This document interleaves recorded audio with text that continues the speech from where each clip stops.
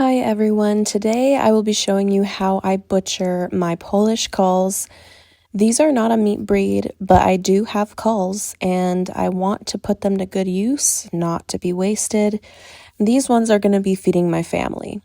So I start by pinching and cutting through the leg skin to start the skinning process. Pinch and poke, slice upward until that whole ankle is exposed on each side.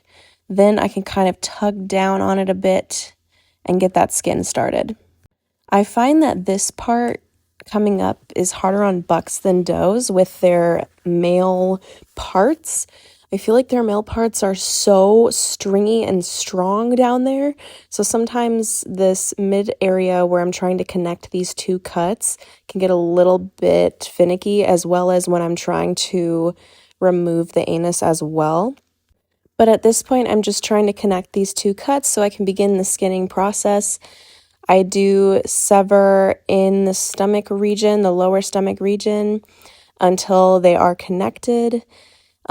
Again, a little tougher on bucks here. I'm kind of cutting through some reproductive lines at this time. But once I do get it connected, I'm able to peel away the skin and pull downward. And this is where you want to separate the belly fat, because if you don't and you pull straight down, a lot of times this will actually gut out the rabbit and you kind of want your carcass to be more complete. Then you're going to loosen the skin on the back of the sacrum and I get a grip around that in the tail and anus region. There's a certain technique to this. So now that I've loosened it up, I'm trying to carefully sever the tail, but not the colon and anus. Again, this is tougher on bucks, so I'm finding I need to really finesse this and kind of carve down if I want to get this right. This is something I had trouble with, and I still do, but I've always had trouble with as a newbie, and I'm just starting to be able to do it.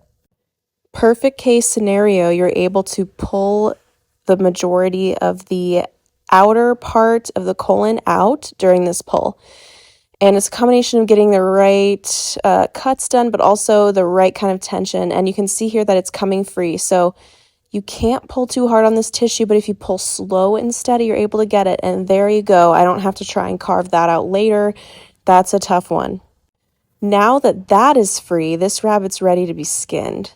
So here we go. I'm about to do the big pull, and I pull all the way down to the arms and head. You want to expose the elbows. Usually some blood is coming out at this point. Then you're going to pinch at the elbows through the tissue until you get through, and then you pull down as such, trying not to break it off if you can. And at this point, you're going to sever at the wrists, usually a couple tenon cuts and a snap, and then one more cut through will do it. That takes finesse and time and practice as well. I definitely know that my first few attempts were pretty rusty today, but I was getting in a rhythm. Here's the other side. It actually stayed attached, which is what I typically go for. Couple tenon cuts, a snap, and a cut, and it's off. Now at this point, you're able to cut off the head and any, dried blood at that point. And then you're able to just add this pelt and blood into your bucket. Now we've got a nice carcass we're ready to gut. So you do the pinch and poke to start the hole, and then you glide your knife down carefully without piercing any of the organs. And I do sometimes do this outer method as I get lower, and I'm just very delicate to make sure I never sever the actual organs. But just opening up the cavity pretty nice and wide.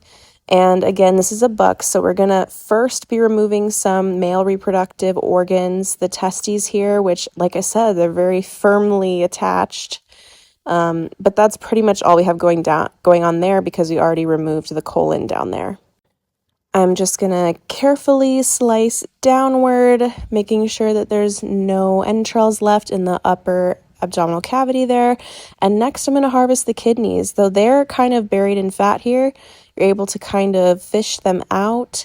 Kidneys are actually my favorite organ. They don't have as strong of a flavor as liver, but they are still very nutritious, and so they're one of my favorites to keep.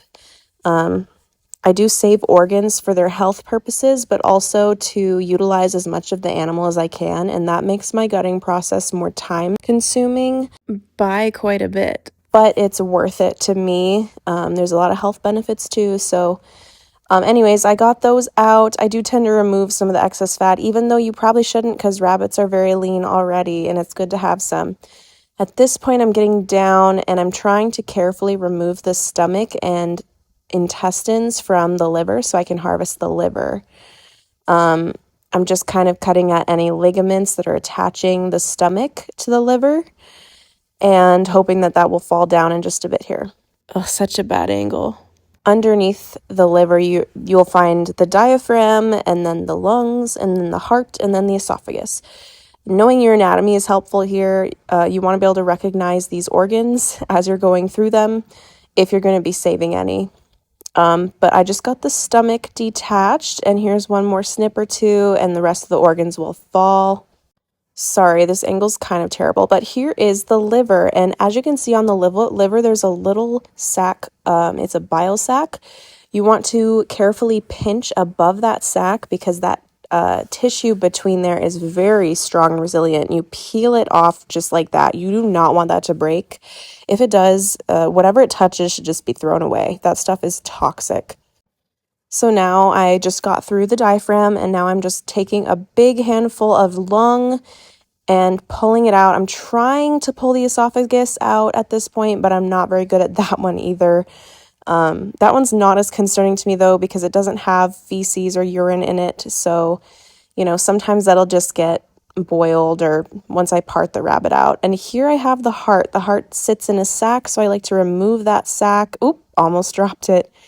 And cut off any excess tissue that is not muscle and add that to my cooler. At this point, there's just a little bit left in there, and I do my best to get as much as I can out, but ultimately this animal is ready to go. So now it's time to remove the hocks, and I do shift the mount up a bit on the foot because in order to get at that joint, I need to move it up. I usually have to carve the fur upward a little bit here just to access that true joint, which is where you're going to want to really separate it. And it's a very similar style here of severing tendons, snap, and then a good cut through will do the job. These ones tend to be a little more difficult for me, but I was able to get that one all right. So that just leaves this one more connection. Thank you for watching this video. I am excited to use this rabbit to cook and feed my family. If you have questions, please leave them in the comments. I am not an amateur anymore. I'm more in the middle, but I have a ton of learning yet to do. This was about 15 minutes for me. It edited down to 8.5. And I would say that's pretty slow in the butchering world, but it's much faster than when I started. You can see a beautiful carcass right there. Thank you for watching.